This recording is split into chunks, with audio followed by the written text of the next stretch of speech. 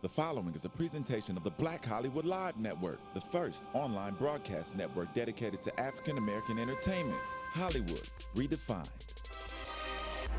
From Los Angeles, California, presented by Maria Menounos and streaming live thanks to Akamai Technologies, this is Black Hollywood Live, Reality Check, featuring in-depth interviews with today's reality TV stars.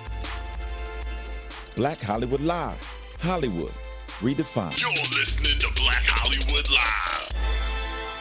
And now, the host of Black Hollywood Live, Reality Check. There we go. Welcome to another episode of Black Hollywood Live's Reality Check.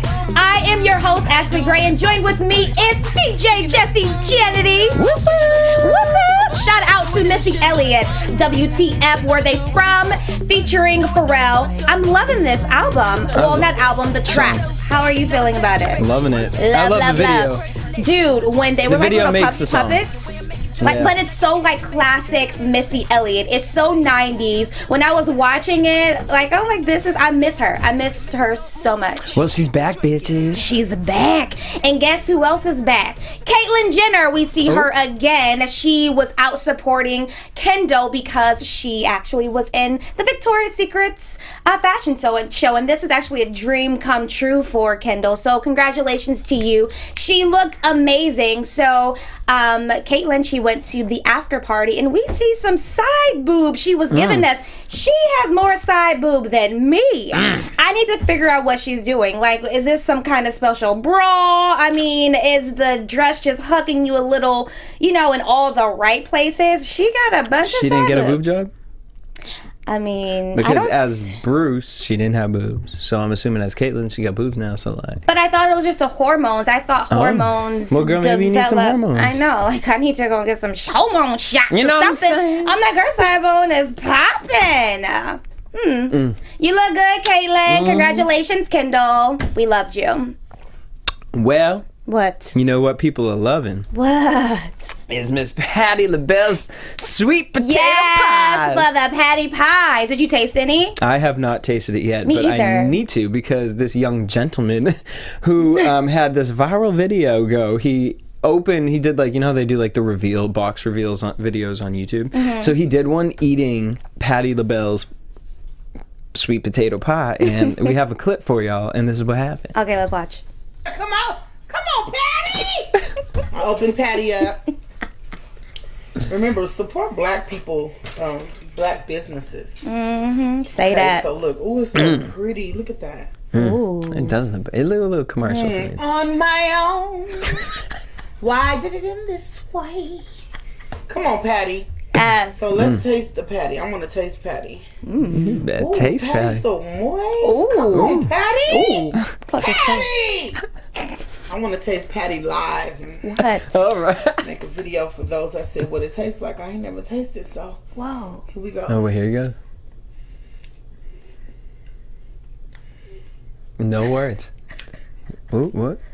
Second bite. Got to make sure it really tastes like Patti. that. Patti. If anybody know Patti LaBelle, tag her in the video. Patti.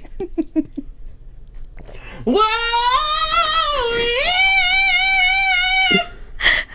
Bitch, I turned into Patti. You turned into Patti after eating this. Oh my God! So this video, Obviously, it's really, really good. delicious. Now the memes are what really is everything. Is so Twitter went crazy, and people were tagging. You know that video where it's Aretha Franklin, and she's walking in, and Patti LaBelle goes to grab her, and Yeah.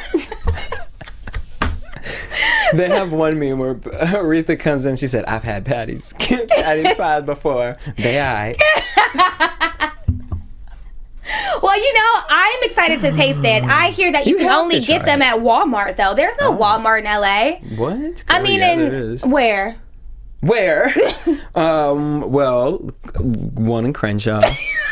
There is. I mean, I know. You know what I mean? Like, okay, well, I'm going to have to go ahead and venture out. Okay. Go on a Sunday, like 1 and 2. Okay. In the afternoon. Okay. Or there's actually one up in North Hollywood. Because a lot of my friends on Facebook, they are raving about these Patti pies. And I want to taste them for myself. I don't know if I'm a sweet potato pie person. Linda, in the black Hollywood, in the black community, there's no Thanksgiving without your sweet potato pussy. You know? I grew up around natives, so I don't really celebrate Thanksgiving. You know? Wow.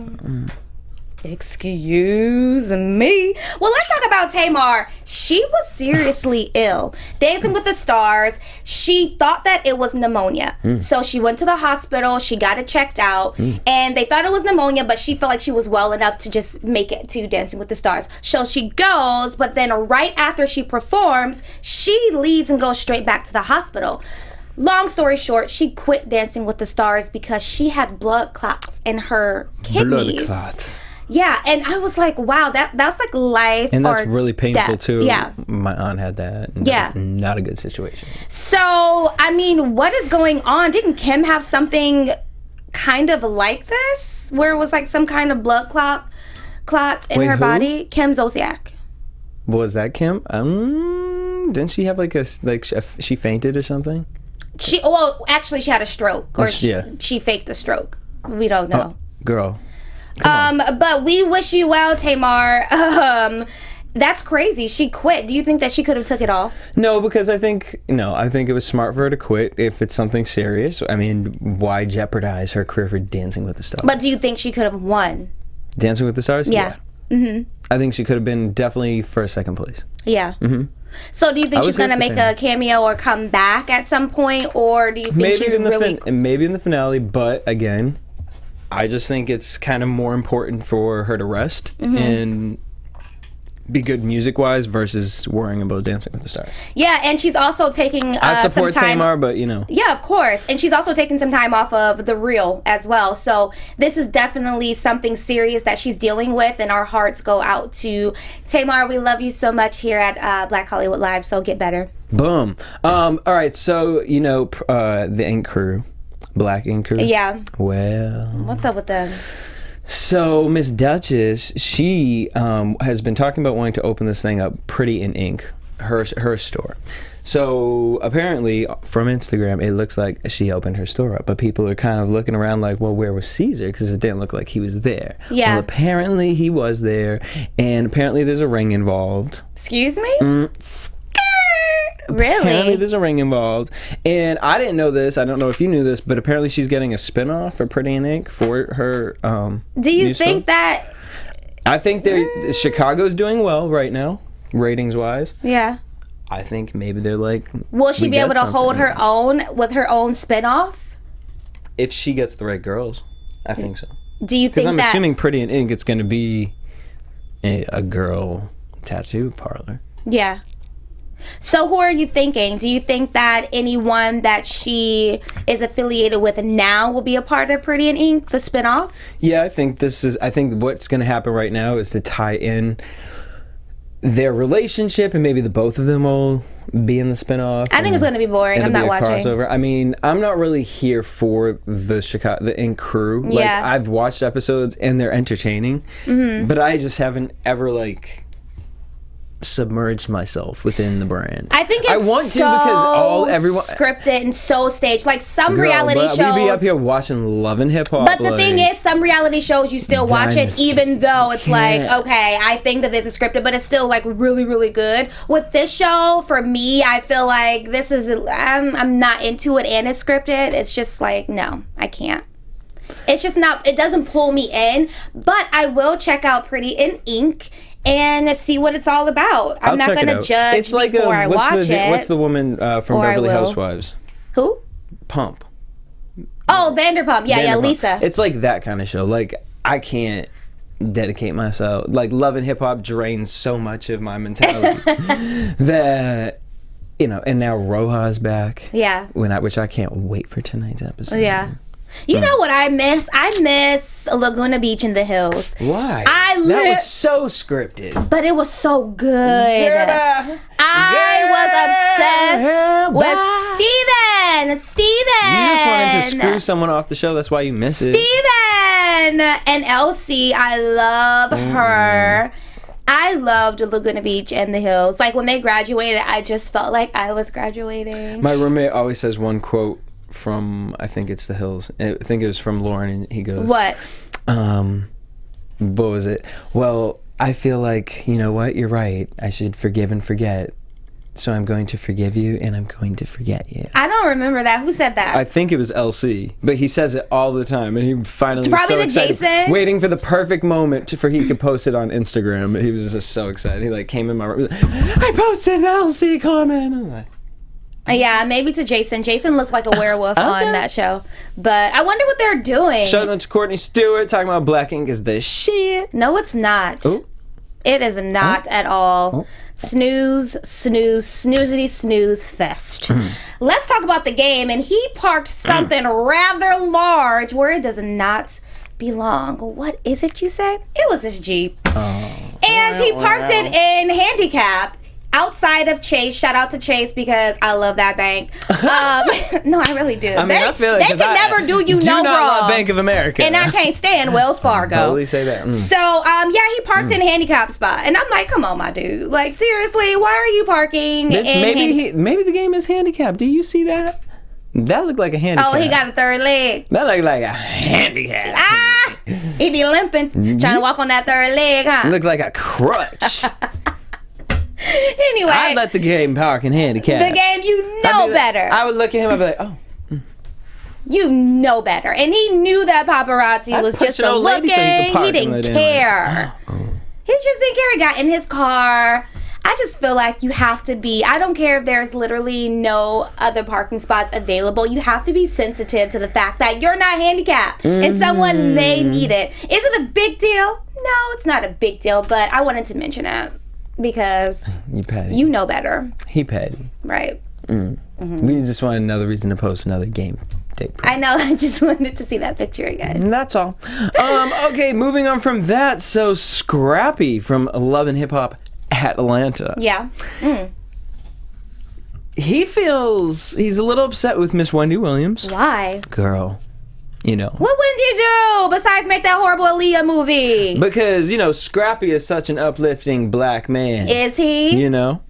He feels like Wendy is bringing down the black community, and it's due to Wendy that brothers and sisters are going down. I'm going to put my reading glasses on for y'all. Because the shade from this Instagram post was just a lot. So he posts this picture of Miss Wendy and writes, I'm gonna say it like Scrappy. Do it. Everybody go check out check out this lady Liz Naive, Wendy Williams out. I seen her destroy on people on the show. All right, I'm not going to do all that. She went against Bill Cosby and Felicia Rashad already, and now she just shitted on a black woman on Married to Medicine, and then talk bad and downplay Missy Misdemeanor Elliott, saying the young kids don't know her, and then try to say her video better than the song. Like she giving her credit, but then still bashing blacks. And say all the great things about all the other races. So fuck you, Wendy. Ooh. That shit crazy. Somebody going to bash you and your legacy one day. Love you because you're black, but hate the way you act. You know what? We bash Wendy all the time, and let me just say it is her job to bring up these subjects and to play devil's advocate.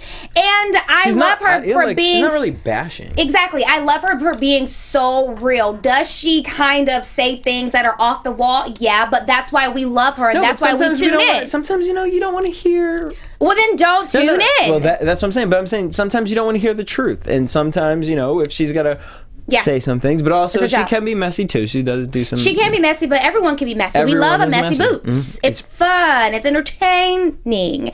And let me just say that young kids don't necessarily know Missy Elliott. Hello? And not only that, but if you've seen the video, it did make the song better because the song's lyrics are kind of like...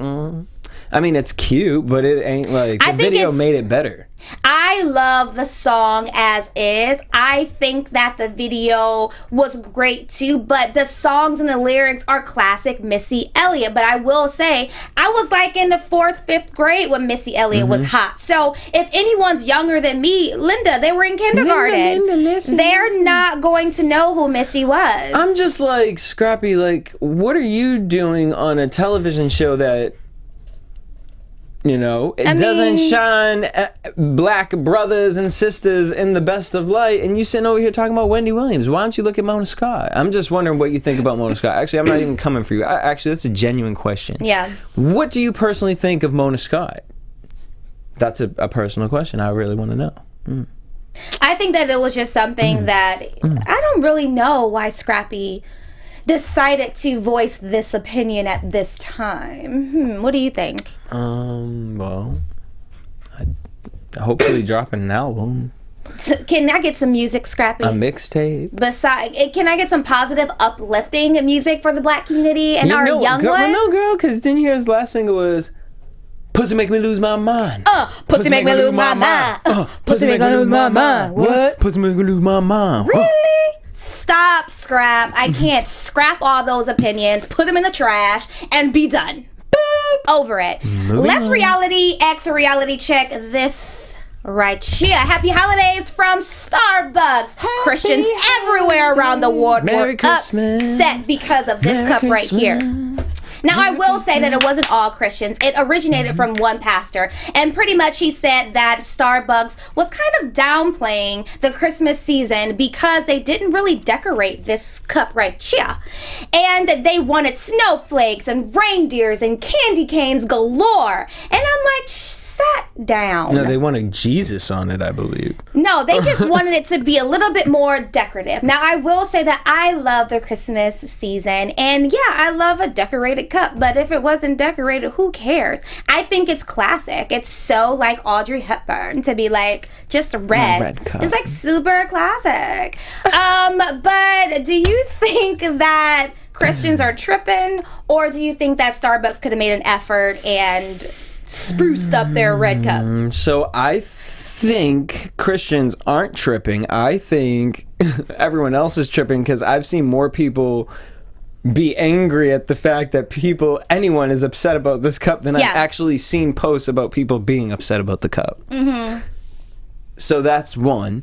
Two, I was a little like, at first, because the story I had read was that they had taken Jesus off of the cup, and then I was like, Jesus was never on the cup. No, that's what I'm saying. So then I had to think about, I was like, why would Starbucks have Jesus on the cup? That woman is not Jesus. Like, that ain't Mary either, Linda. The mother of, you know what I mean? Yeah, what? The Virgin. So I was just listening and whatever. I think Starbucks started this whole thing, so people are going to go get them a red cup because it's cute. I think that people were really upset, like, why would you pay $5 for a freaking latte anyway? That's what you should really be upset about.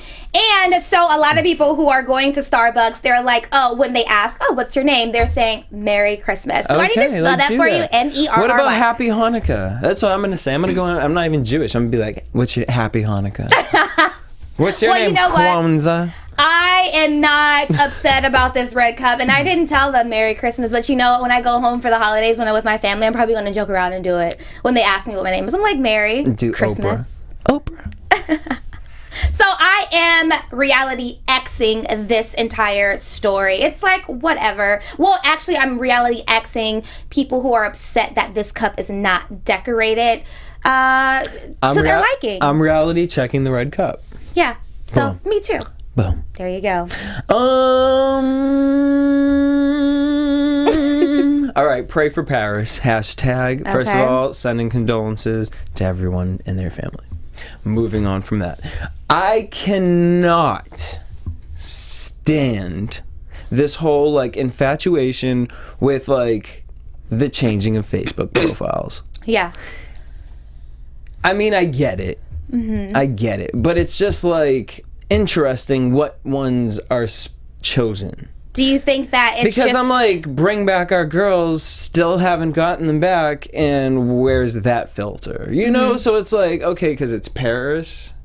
You know, where's like the Ferguson filter? You know, like, and to go off of that, a lot of people are upset because there was this huge terrorist attack at Garissa University in Kenya, and 147 people were killed. So a lot of people in my Facebook timeline were really upset that there was no filter to represent that. and to kind of voice an opinion without really voicing one, just standing in solitude and saying that, you know, we're praying for Kenya as well.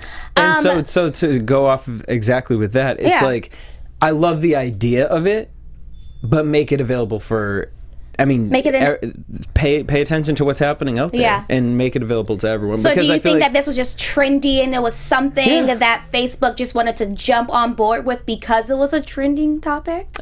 Kind of. Yeah. And what was the last one? The gay marriage, right? Oh, yeah. Mm-hmm. The rainbow. I read somewhere that they were doing it to see as a test market to see how many people go with the trends of things. See, now I can kind of understand that, and I actually do support that filter only because that was historic. And I think that it's really great to acknowledge those moments. And but it's like if 9/11 happened again, I would want one of them filters. You know what I'm saying? Yeah, but this was more of an uplifting thing. It's like the one with the gay marriage, that was like something that was very uplifting and positive, and it was kind of celebrating something that was so historic. That's why I was so for that. I was like, yay, like this is such a time to celebrate. I want to change my filter. I did. But something like with this Paris thing, I think that it's just it just bothers me that like exactly the Kenyan kids that's what I had originally seen, and it's it just made so me think distasteful. Like it had made me think like, well, yeah, where were all the other ones? But I will play devil's advocate and say all of these black folk and people who are really not black too, who are saying, oh, all of these other people who are protesting and saying pray for Paris, where is your hashtag saying pray for Kenya? It's like, you can grieve and support and pray for everyone in the world. It's not just Paris. It's not just Kenya. I am a part of the human race first. And so my condolences goes out to Kenya, it goes out to Paris and every other place in this world where people are dying for no reason. Even here in America, of course. But I'm just like, it's, why are y'all tripping? This isn't a game. This isn't like no one gets a prize. Like, chill out. Yeah. Relax. You're good. Just be thankful that you are alive and well. So, I don't know. They was getting on my nerves on my Facebook timeline. So reality X. I can't deal with it. What else you got? That's it. Those are all of my reality. Oh, well, okay. So I have one. What happened? Chirac. Was it good? All right, so here's the thing. I saw it today, y'all. First, tell us what the movie is, because some people may not know. So Chirac is a Spike Lee joint, and it's based off a Greek play.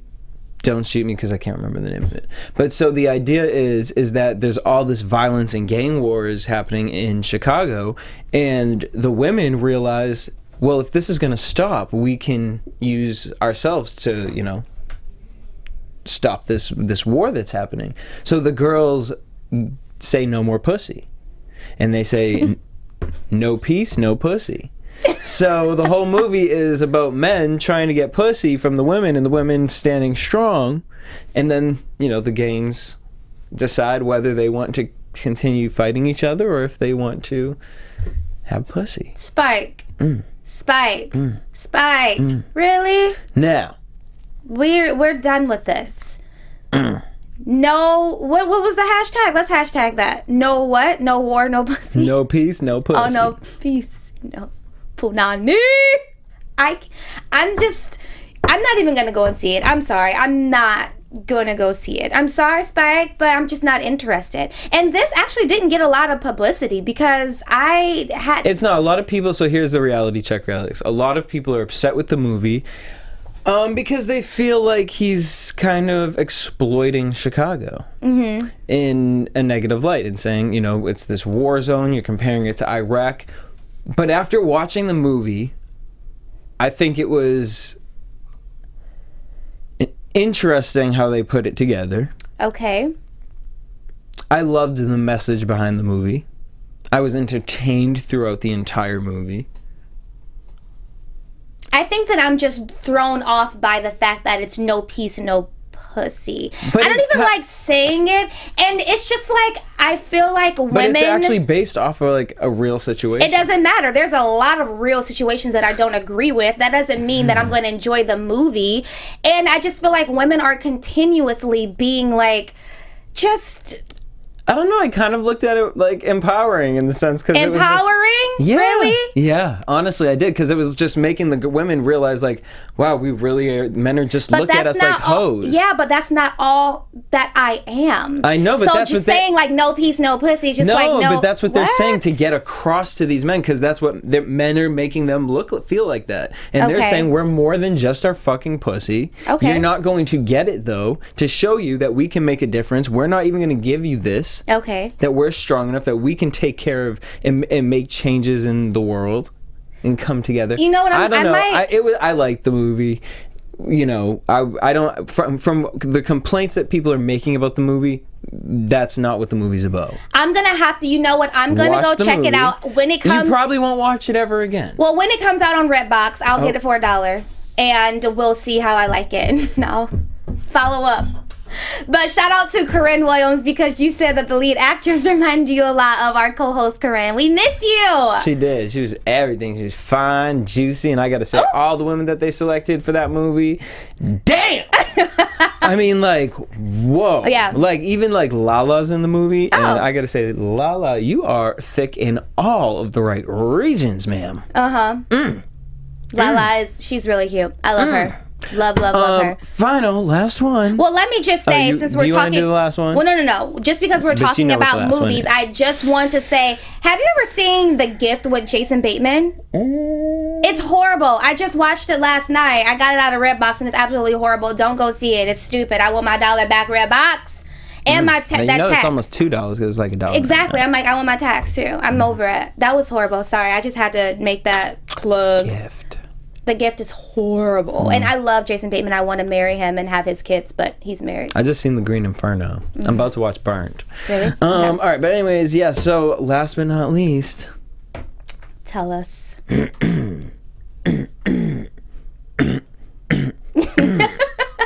Gag orders. Oh. How do you feel about that? You know, in relation to what? Because sometimes you can have a gag order, like if you are divorced and the wife or the husband issue this because they don't want their business out in the street, so they gag you. And we ain't talking about 50 Shades of Grey. No. We're talking about 50 Shades of, dare I say, VH1. So, you know, in relation to TV and reality TV and situations outside of that, why? What's the point? Isn't the point of reality TV to just let all that juice hang out unless they're building up to something really big and they want to drop it all at one time? That makes sense. But that just makes it really boring, especially when you kind of already are boring.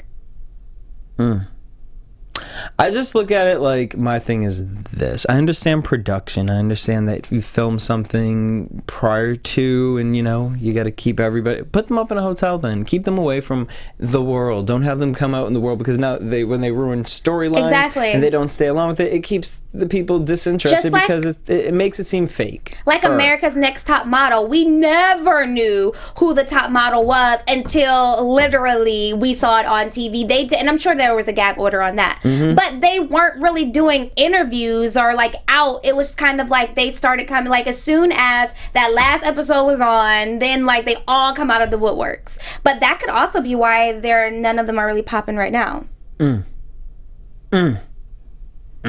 Except for Eva. I love Eva. I don't know, girl. What time is it? I need to get home for Roja.